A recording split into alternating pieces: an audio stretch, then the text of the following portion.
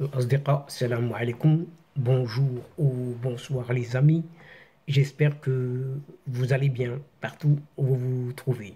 C'est ce que je vous souhaite. Et pour le meilleur de toutes les situations et de toutes les circonstances. Bienvenue sur votre chaîne Bled Magharibiya qui attend comme toujours vos encouragements parce que ils nous font beaucoup de bien et dont nous avons bien besoin. Merci pour vos commentaires, pour vos conseils, ainsi que pour vos compliments. Mais abonnez-vous pour rester tout simplement très informé des dernières nouvelles de votre chaîne. الأصدقاء نتمنى تكونوا بخير وعلى خير أينما كنتم. أهلا وسهلا بكم ومرحبا بكم في قناتكم. Cette vidéo se consacre à cette junte algérienne à la tête du pouvoir qui voit rouge décidément suite à une rencontre israélo-libyenne de haut niveau à Rome, en Italie donc. En effet, le régime algérien est à nouveau pris d'une panique sans nom au moment où trois autres pays maghrébins, Tunisie, Mauritanie, Libye, sont en train de se préparer à nouer ou même à renouer des relations multiformes avec l'État d'Israël.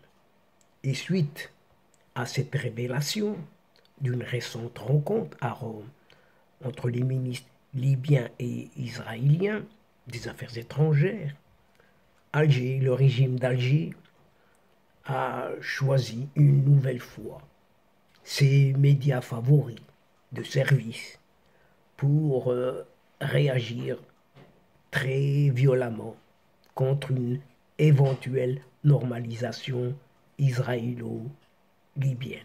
Et chers amis, nous allons essayer de voir un peu tout cela à travers cette séquence. Et c'est comme cela justement que l'on apprend que la ministre libyenne des Affaires étrangères, Nejla El-Mangouche, a rencontré il y a quelques jours dans la capitale italienne, Rome, son homologue israélien, Eli Cohen, sous l'impulsion et en présence du chef de la diplomatie italien, Antonio Tajani. Mais suite à cette révélation de cette rencontre par un média israélien, eh bien, Nejla El-Mangouche a nié ce dimanche 27 août dernier tout caractère officiel de son entrevue avec Eli Cohen, ce ministre des Affaires étrangères israélien. De même, le ministère des Affaires étrangères libyen s'est empressé de suite de sortir un communiqué corroborant les propos de la ministre elle-même. Et selon lui, ce qui s'est passé à Rome a été une rencontre fortuite et non officielle au cours d'une rencontre avec son homologue italien Antonio Tajani, qui n'a comporté aucune discussion, ni accord, ni consultation non plus. Pour sa part, Eli Cohen, quant à lui, il a déclaré qu'il a discuté avec Nejla El-Mangouche de la possibilité d'une coopération entre les deux pays et proposé l'aide israélienne à des fins humanitaires. La Libye étant en proie à des violences armées depuis la chute du régime de Muammar Kadhafi en 2011.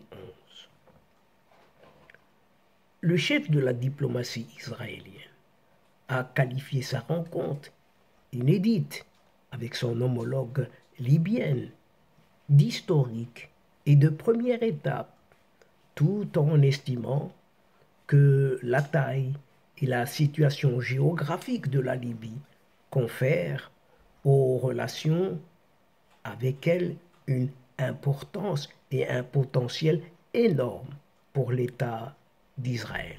Fin de citation. Rencontre officielle ou pas?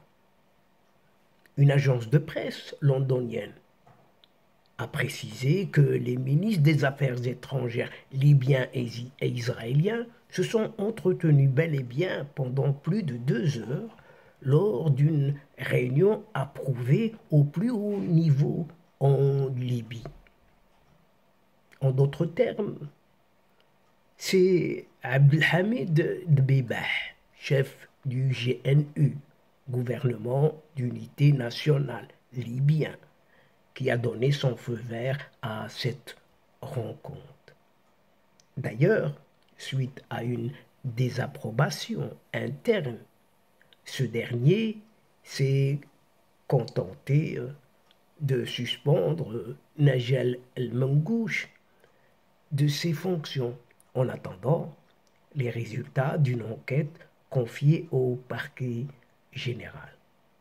Alors qu'il est déjà isolé sur le plan international, où il vient d'être humilié par le club des BRICS qui a rejeté sa candidature, eh bien, ce régime algérien s'en mêle encore une fois et a fait montre d'une grande panique suite à l'annonce de cette rencontre israélo-libyenne de haut niveau à Rome, tenue le 24 août dernier, jour du jeudi noir. Un jeudi noir, pourquoi? Eh bien, un jeudi noir venant justement de ce groupement des BRICS. Même si ce régime algérien n'a pas réagi officiellement, Alger s'est caché derrière ses porte-voix médiatiques, comme d'habitude, en prenant soin de ne pas froisser l'Italie, l'un des rares amis encore européens qui lui reste. L'Italie, la meilleure amie de l'Algérie, selon s'est effacée à thé, et son premier client en gaz naturel. Et pourtant, elle est derrière cette nouvelle humiliation de cette rencontre israélo-libyenne. Car c'est l'Italie qui a incité un pays arabe, partageant 1 millier de kilomètres de frontières avec cette Algérie, à entamer des discussions avec Israël en vue d'une future normalisation. Les dirigeants italiens, tels que le président de la République lui-même, Sergio Mattarella, ou la présidente du Conseil des ministres italien, Giorgia Meloni, qui ont visité l'Algérie respectivement en novembre 2021 et janvier 2023 et accueilli en mai 2022 ce pseudo-président athée à Rome, ont ainsi montré que le cours de l'histoire s'oriente à rebours du logiciel de ces mêmes parvenus chefs d'Alger, qui sont prisonniers d'une grille de lecture apparemment et décidément datant d'avant cette chute du mur de Berlin. Et quant aux médias algériens, ils ont également pointé du doigt une certaine Turquie cette fois-ci, qui soutient militairement le gouvernement de Tripoli et qui aurait tout arrangé en vue de la tenue d'une rencontre à Rome entre officiels libyens et israéliens. Et cette accusation n'est pas sans rappeler celle proférée un certain 12 août dernier par un certain Abdelkader Ben Grina, cet islamiste au service de son pouvoir, qui a affirmé que la récente visite d'un officiel émirati à Tunis n'avait d'autre objectif que d'inciter la Tunisie à son tour à établir des relations diplomatiques avec Israël. Et Abdelkader Ben Grina, chef du parti El Bina, avait expliqué que les Israéliens sont en train d'encercler l'Algérie. en cherchant à établir des relations avec la Tunisie, la Libye, la Mauritanie et le Niger, tous frontaliers de cette Algérie. En mars dernier, plusieurs médias algériens ont également accusé le gouvernement émirati de faire pression sur la Mauritanie afin qu'elle rétablisse ses relations avec Israël, nouées en 1999 et rompues en 2009. Et ces mêmes médias sont allés jusqu'à écrire que l'actuel ministre mauritanien de la Défense aurait récemment séjourné à Tel Aviv en provenance de Dubaï. Pour rappel, plusieurs rencontres ont eu lieu ces dernières années entre de hauts responsables libyens et israéliens. Ainsi, un mois avant la présidentielle libyenne avortée de décembre 2021, un certain maréchal Haftar Khalifa, alors candidat à cette élection, avait dépêché son fils à Tel Aviv en vue d'annoncer qu'au cas où il serait élu, il rétablirait des relations multiformes avec Israël. Et en janvier 2022, l'actuel chef du gouvernement libyen, Abdelhamid Dbeibeh, avait quant à lui rencontré un haut responsable israélien à Amman, en Jordanie, donc dans la résidence de l'ambassadeur libyen en Jordanie. Mais l'essentiel dans cette peur et cette panique qui s'est emparée du régime algérien réside dans son isolement, la faiblesse de ses services de renseignement et la certitude d'être sur la touche pendant que des événements géopolitiques majeurs s'écrivent près de ses frontières. C'est la panique. La panique à son niveau le plus élevé qui apparaît désormais dans ces réactions de ces porte-voix attitrés de ce régime algérien aux abois.